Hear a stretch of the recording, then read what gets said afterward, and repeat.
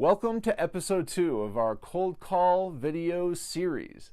Last week we discussed how understanding the difference between cold calls and warm calls can transform how you feel going into making them. And today we're going to dig into what you need to do to overcome that ever-present cold call anxiety. Don't worry, you're not alone. Cold calls can be intimidating, but I can't overstate how crucial they can be to a business. So in today's video, I'm going to give you some tips on how to alleviate that anxiety that most people, myself included, feel going into that process. And the solution is probably much simpler than you're going to think. Hey everyone, I'm Ian Campbell. I'm CEO of Mission Suite. Now before we jump into today's video, do me a favor, hit the subscribe button and ring the bell so that you're notified anytime that we post new videos. For the past 10 years, I've worked with clients to help them get the most out of the contacts that they make in their sales life. And oftentimes, one necessary step in that process is making cold calls. And as easy as it is to toss out those business cards or leave them at the bottom of your junk drawer, that's a lot of potential money that you're leaving on the table. And if you really want to tap into the potential of the people that you're meeting while you're out prospecting, cold calls can be a necessary thing. Some may go so far as to say it's a necessary evil, but what if it didn't have to feel so evil? Now, of course, I'm not saying that cold calling is evil, right? Quite the opposite. But I know they can feel that way sometimes. Picture a beautiful Monday morning. Gorgeous weather outside, but you're still in a downright blue mood. Why? Because you know that you need to start making phone calls. They've been burning a hole in your schedule for weeks, and today you've decided they need to get done.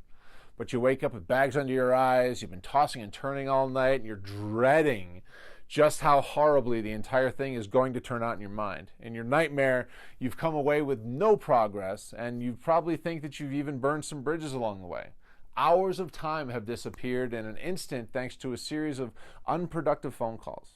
Expecting that train wreck of a scenario, part of you starts thinking, maybe we should just push this off a little bit. Maybe just push them off until we're in a better mental place. So 2 more weeks pass, and in spite of your best intentions, you find yourself in the exact same place. Only this time, the weight of it all is piled up even more, along with the need to get new clients coming in the door as soon as possible. You don't need to be a cold calling expert to know that this is not the best situation to be picking up the phone. And at the heart of all this is one word: mindset. The human brain has a tendency to build up even the most basic problems and consider the worst possible outcomes. And that may be how we've evolved to survive, but in many cases, it's going to hold you back. And the solution to this very real and very prevalent problem is really quite simple. All you need to do is adjust your expectations going into the cold call. Too often, we don't break down our tasks enough. We look at the overall end result that we're going for, and we assume that we need to get from A to Z right off the bat. But that's not how meaningful work is done.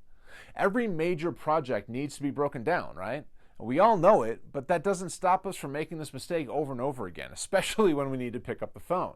But projects aren't the only thing that need to be broken down. That's right, cold calls are just another project, and a project that can be broken down into pieces. So perhaps your main goal is to get someone's business, to make that sale, right? That's fine.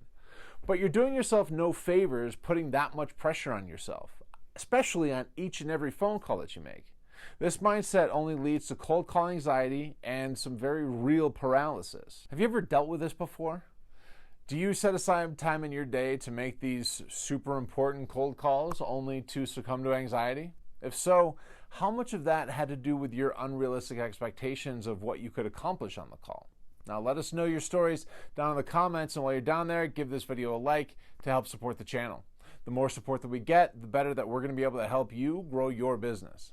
So let's get back to realigning your expectations for making cold calls. As we mentioned before, putting the weight of a sale on the shoulders of every call, or even the weight of an appointment on the shoulders of every call, is a recipe for disappointment. Even if you are brave enough to get on the phone, unrealistic expectations may lead you to view a series of conversations as failures when really they were just one more step toward an overall goal. That mindset may very well even prod you to abandon a lead when your call was actually a positive step in the right direction, even if it wasn't a complete home run. At the end of the day, the cold call is just one of hopefully many interactions with these prospective clients, and every call is a chance for them to interact with your brand in a positive way. But what are some more realistic goals for these phone calls? Let's go ahead and break it down into descending tiers of importance. Now, oftentimes in a cold call, the ultimate goal is to get an appointment or some sort of sale with a key decision maker at the business that you're trying to reach out to. Now, that's usually goal number one. We all know it, and that's all right. But that can be pretty ambitious at times. So while that is goal number one, it's not the only goal that you're going to pursue. If you don't get the appointment before you hang up the phone, it's okay. All doesn't have to be lost there. The next goal, and it can be just as important, is to get a contact email. At the very least, maybe you can keep in touch with them. Maybe you can get them onto your email list. You can keep them up to date of your business and your services on a more regular basis. You'll be able to keep yourself in their mind a lot longer after you've hung up the phone, and may even prompt them to reach out to you at some point down the line. Maybe in another 6 months, after they've received your emails and you follow up with them again, they'll be more receptive to you now that they have a good idea of who you are and what you do. But maybe you didn't even get that far. Maybe they refused to give you an email. Maybe all they gave you was the name of the key decision maker at the company who can decide whether or not they really need you. Now, this alone makes that phone call worth it because you're one step closer to getting in touch with the right person and accomplishing that end goal, meeting with the decision maker. So now let's just say that none of that works. You got no appointment, no email, no name, nothing. At the very least, you can make that phone experience as positive as possible. Now, while the services that you provide are key aspects of your brand, those interactions are just as important. Now, if at the end of the day, this person can't help you, be as polite and helpful as you possibly can, so that if the time comes that they do need you, you'll have left a positive impression with them. Now, you may not have hit any of your primary goals in that interaction, but you'll at least have shown the integrity and the respect that your brand stands for. Now, it's important to note that these are just general steps, and they tend to help alleviate cold call anxiety. They may not apply to your business specifically, and that's okay, but the spirit behind them remains. In order to be successful, you need to pare down your expectations to a more reasonable level so that you don't head into these calls already deflated. It'll result in nothing more than a self-fulfilling prophecy of failed cold calls, and that's not going to do you any good. So hopefully this was helpful for you, but there's actually one more key step to relieving that anxiety. It's an obvious one, but it's also potentially the toughest. Don't worry though, we're here to help. Take a look at the description below, and you're going to find a link to create your very own personalized cold call template. That's right, it's completely personalized. No business is the same, so no cold call template should be the same.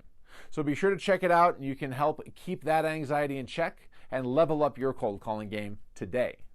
Now, I hope you got something out of this video. And if you did, go ahead, do me a favor. Give it a like, maybe share it with some other people so that they can see it too.